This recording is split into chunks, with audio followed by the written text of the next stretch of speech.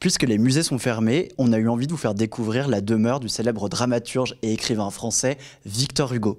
Et c'est derrière cette porte, dans un hôtel de la place des Vosges, qu'a habité Victor Hugo entre 1832 et 1848 avec sa famille. Vous ne le saviez peut-être pas, mais Victor Hugo était fan de bricolage et de décoration. Suivez-moi, on va vérifier à l'intérieur s'il avait bon goût.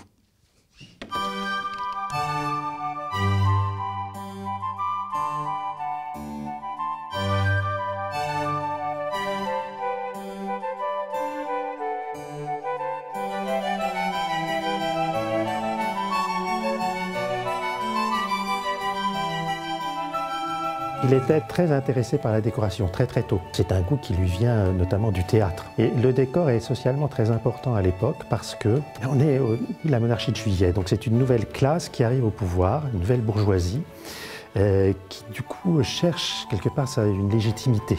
Et notamment une légitimité par l'aura culturelle. Et donc elle est très demandeuse de modèles, de décoration, d'aménagement d'appartements pour rivaliser avec l'ancienne aristocratie.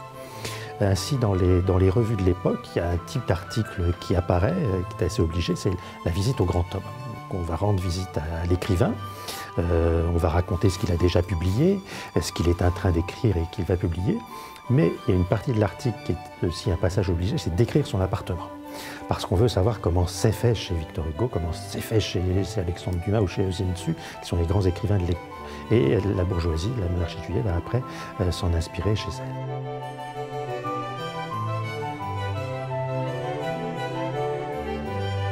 On fait un petit pas pour passer du salon rouge à ce que nous appelons, nous, le salon chinois.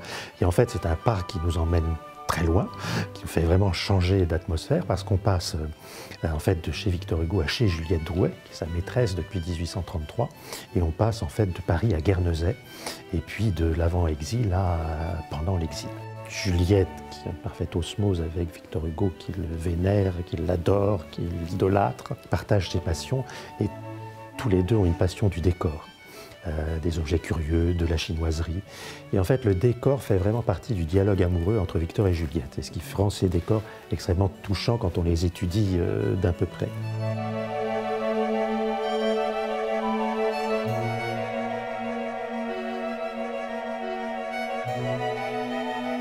Victor Hugo, quand il est décorateur, c'est un décorateur cubique, c'est-à-dire qu'il va traiter toutes les faces du cube, les murs, le plafond, le sol. Il ne laisse pas un espace vide, il reconstruit une espèce de double pot autour des murs qui projette tout son esprit. Et puis il fonctionne aussi par une espèce comme la comptine de notre enfance, marabout, bout de ficelle, telle de cheval, c'est-à-dire qu'une idée va entraîner une autre, l'utilisation d'un matériau va susciter quelque chose.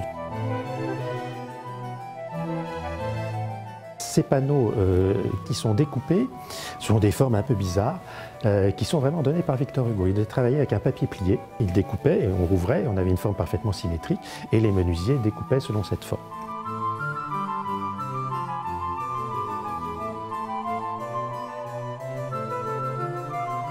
Ici, c'était les chambres des dames de Madame Hugo et des filles, Léopoldine et Adèle.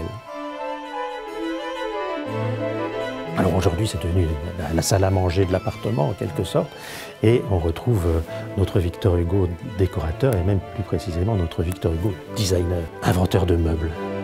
Il achète des meubles d'origines diverses. Alors on a des meubles guernesiais, anglo-normands, donc on reconnaît les motifs avec des fleurs ou des chardons, des palmes comme ça, et puis des meubles gothiques ou de style gothique. Ça arrive chez Victor Hugo, il appelle ses menuisiers, il fait tout démonter, et puis il crée un dessin d'un nouveau meuble et il fait tout réassembler différemment.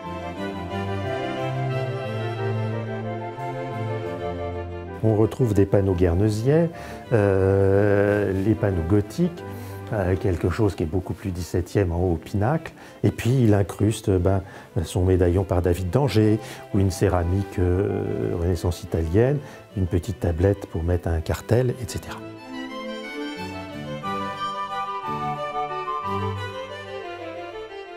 Il y a un endroit qui est tabou, personne n'a le droit d'entrer, que Victor Hugo, c'est son cabinet de travail.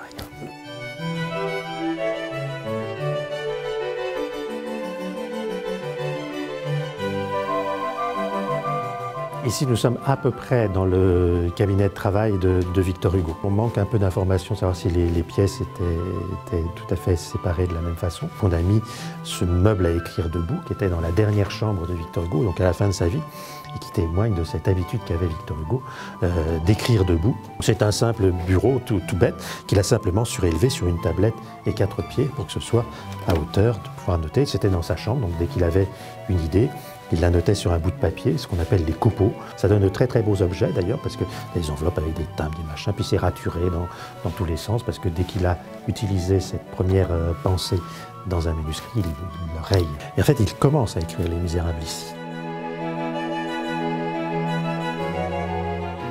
Alors, dans l'ancienne chambre à coucher de Victor Hugo, quand il habitait Place Royale, avec le mobilier de sa dernière maison à Paris, c'est donc la pièce où il a vécu ces dernières années, où il a eu sa dernière maladie, et dans le lit dans lequel il est mort, en effet. C'est une atmosphère très sombre, de recueillement, qui évoque la fin de notre grand homme.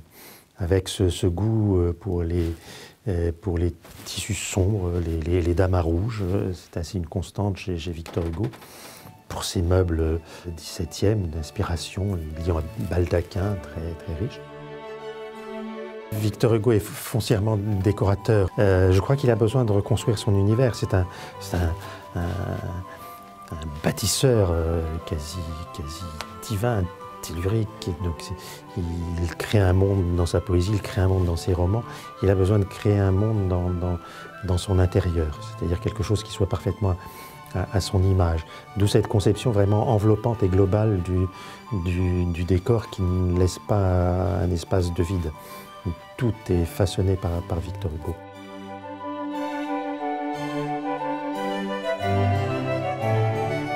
Merci de nous avoir suivis dans cette immersion dans l'appartement parisien de Victor Hugo. On espère que vous avez pris autant de plaisir que nous à découvrir cette facette peu connue de la vie de ce monument de la culture française et de découvrir, et oui, qu'il était aussi le précurseur du do-it-yourself. À bientôt.